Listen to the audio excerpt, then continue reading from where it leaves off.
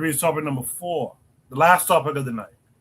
The immigrants are taking away the citizenship of the British. Wild. This comes with a link that's going to take us to YouTube. Let me make sure you guys can see my screen. It's taking a little minute, but it's coming. All right, you guys can see my screen. Uh, we'll watch the video, it's a short one. We'll watch it and then we'll discuss it. Malik, words of wisdom there from Germany, a pretty difficult place to oppose the government of the day, although not any more difficult than my own country of Britain. Hence my exile, hence the extraordinary decision that I just read about today. I'm trying to get him on the show on Sunday, of a former British police officer, 11 years in the British police, fell in love with a Russian woman, moved to St. Petersburg, works for Zenit St. Petersburg, the top football club in the Russian Federation, who's just had his nationality taken away from him. This is a natural-born Englishman I'm talking about. This is a man whose ancestors were with King Harold at the Battle of Hastings. He moves to Russia. He's a former British police officer, and he's had his nationality taken from him by a Home Secretary called Shabana Mahmood. Go figure. A Pakistani woman takes British citizenship from a natural-born Englishman and long-serving police officer. That's the kind of madness that we now have in Britain.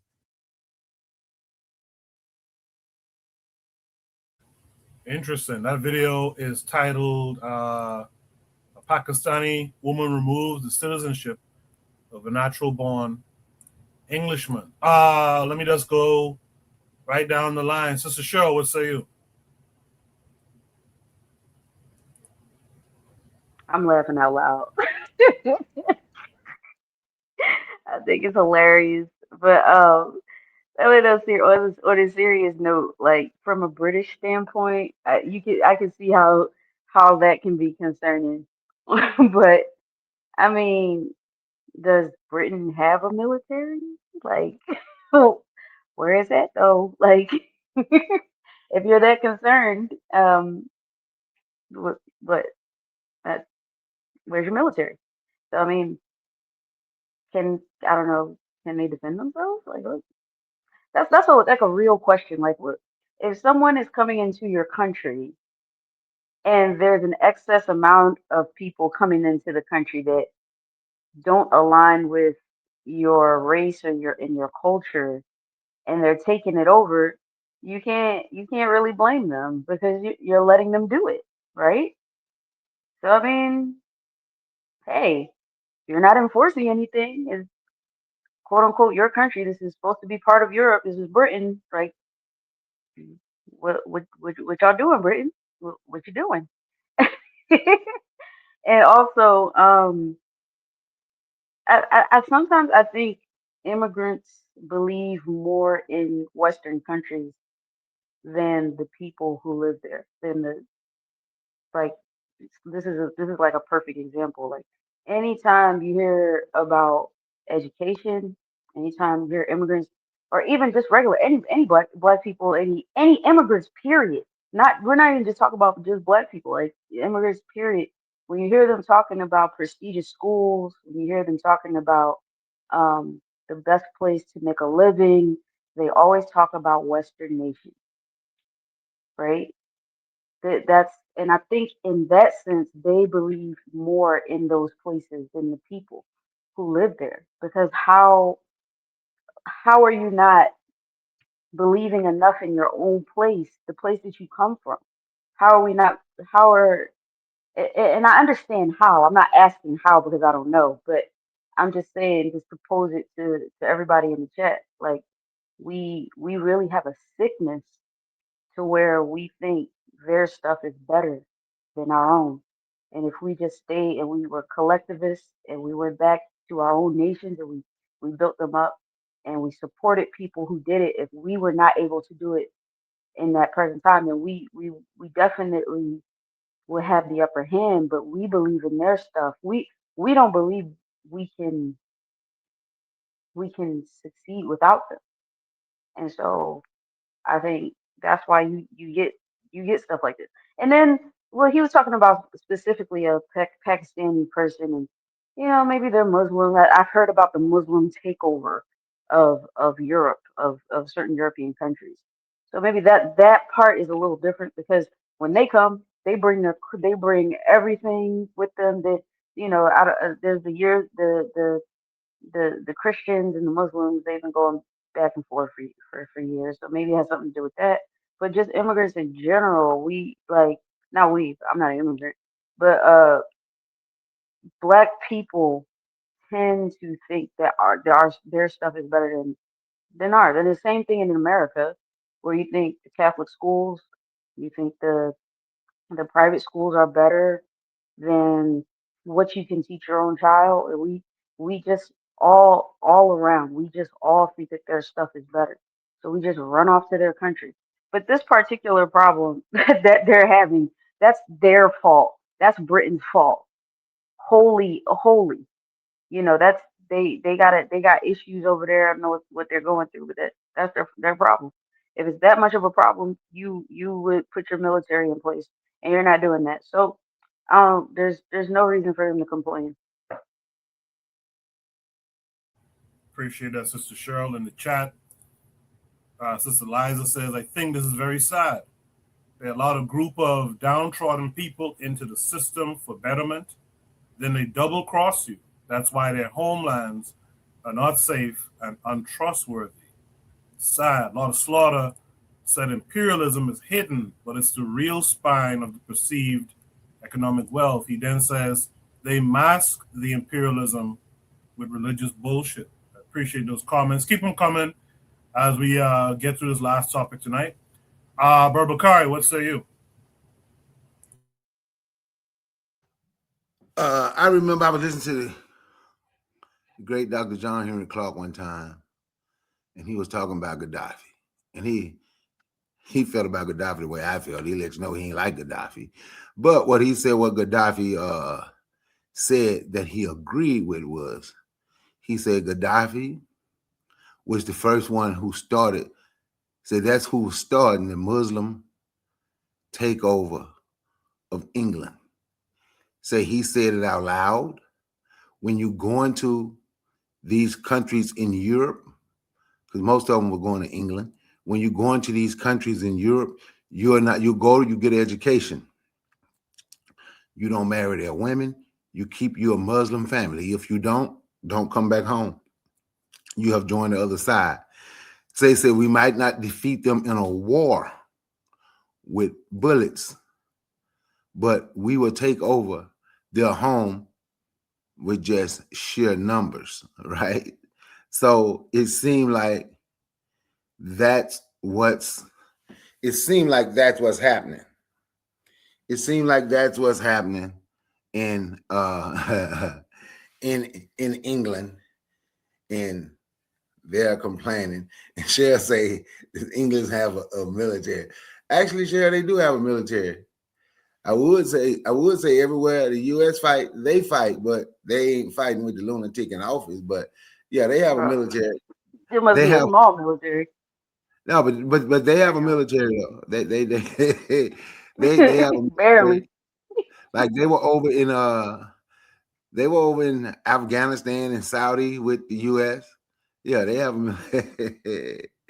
they certain U.S. military groups go to England and train. Actually, they'll go there to train them, like some of our Marines, some of the U.S. Marines, some of the U.S. Army Rangers. They would go over there and train them. Should I say barely? But yes, but they do have one. I didn't say it was no big bad military. I'm just saying they do have one. But yeah, but that's what I think about that. Those people, they stuck to their guns. They say they're Muslim. So Muslim is gonna take over, then a lot of our people that's Muslim, their Islam come before their race. On that, I get a mic.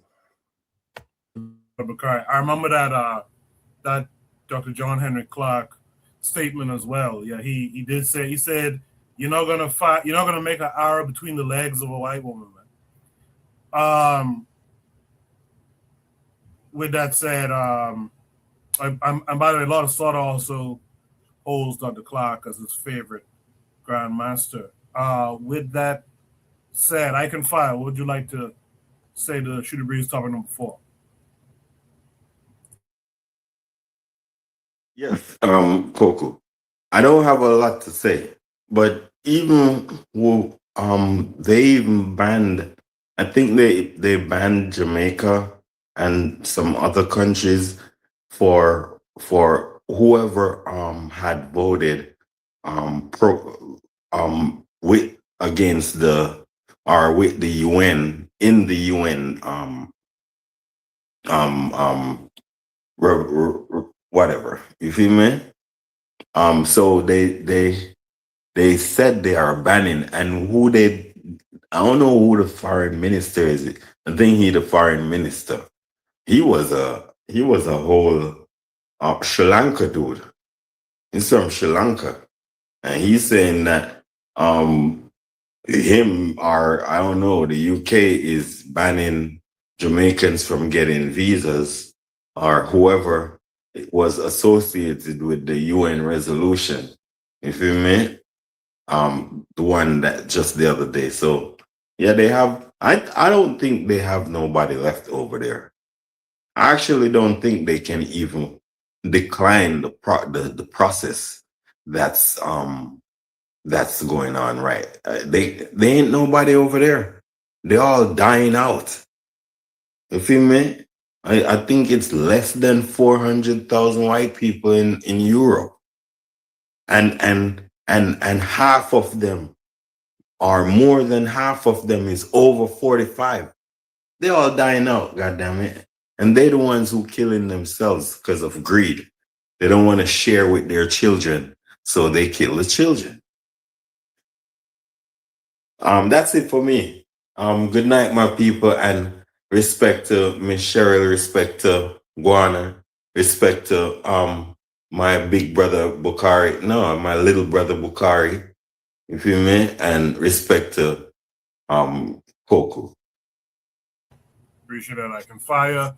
With all that said, Bueno, what would you like to say to all of it? Yeah, I have a mischievous question. So they tell me that the South Africa is majority black, so they should define the rules.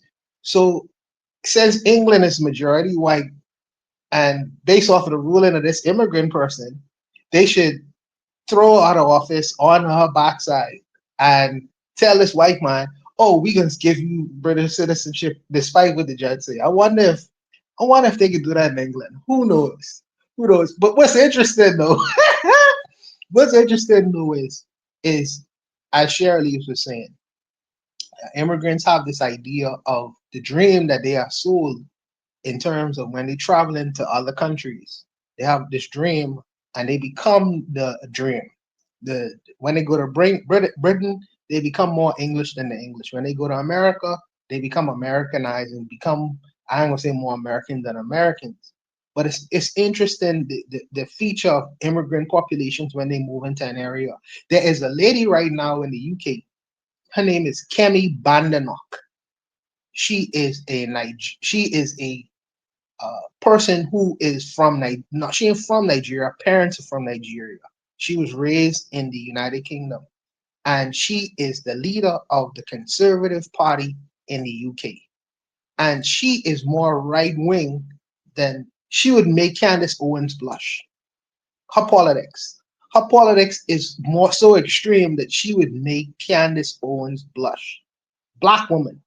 And it's interesting the feature when it comes to immigration, when people move into a territory or whatever, they become so extreme. Not everyone now, because you always have Gaviites. So not everyone. But it's just an interesting idea and feature when it comes to immigration and when people move from one place to another, they be sold the dream big time. But that's really all I wanted to rock on with this conversation. But I curious to know that since the British is the whites in England is the majority population, they should really just dismiss this judge's or what's the secretary opinion and just still grant this white man citizenship, despite the fact that this lady was able to this Pakistani lady was able to take citizenship away from this white man. I find that interesting, but I'll leave it alone. Appreciate that, Buana, man. That's the show for tonight. But before we leave, let's do our shout outs, if you guys don't mind. Let me just go down the line. Sister Cheryl, what would you like to shout out this week?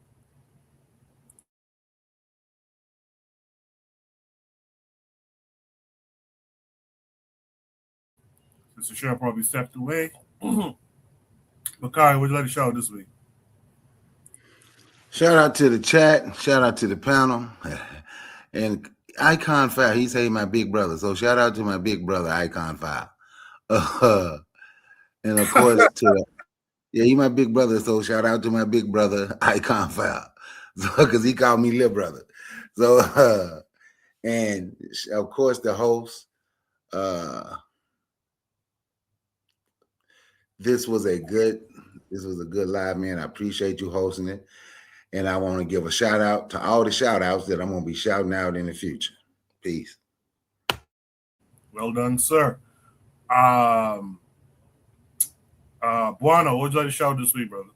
This may seem strange, but I just saw this. Shout out to the United States Congress.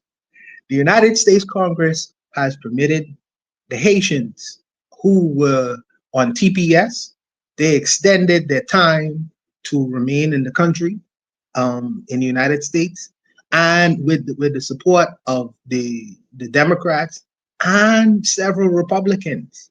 So they decided to extend the time of some Haitians who currently reside in the country, so that maybe they didn't think the Haitians was eating cats and dogs, because now they're permitting some Haitians to stay. So this whole Trump thing seemed to be waning since the Democrats was able to get support of Republicans to cause so many Haitians to remain in the country and carry on business in the country. So shout out to the United States Congress. Who knew? I'll leave it there. All right. Like I said, that's our show tonight. Sister Liza says, great live. Good night. Hopefully you'll join us again in the future. Trigger Happy 262 Plus says, shout out to Traore for banning NGOs. I saw that. That's good stuff. For banning NGOs and civil society organizations in Burkina. That's good stuff as well. Lot of Slaughter in the chat says, shout out to the AES. Liza says, congratulations on 3 more years to the Haitians. I appreciate that. Everyone. My shout out is to you guys. You guys made tonight real good conversation. I like, shout out to Liza as well. Liza, I'll be curious to know how you came to find the show. You could drop it in the chat. I'll see it before I close out tonight. But my shout out is to all of you. You have some homework. Let's think about this problem that we're witnessing right now in South Africa. And let's try to come up with some solutions that we can apply to our own situations wherever we are.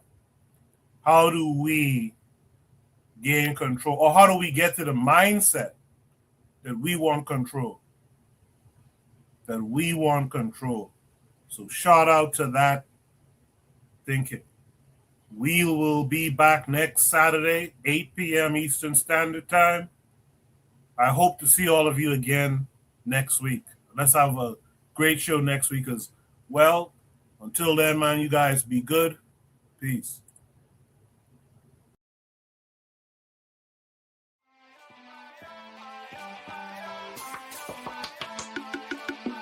Thanks for listening to the Bitter Medicine Podcast with your host, Koku. If you like what you just heard, We hope you pass along our web address, bitamedicineblogs.com, to your friends and colleagues, and share our show to all your social media. Be sure to check out our archive section on our website for previous podcasts. This has been a KWAZ radio production. Join us next time for another session of the Beta Medicine Podcast. Follow us on Facebook at Beta Medicine Show, Twitter, Beta Meds, Tumblr, Beta Meds, Instagram, Beta Medicine.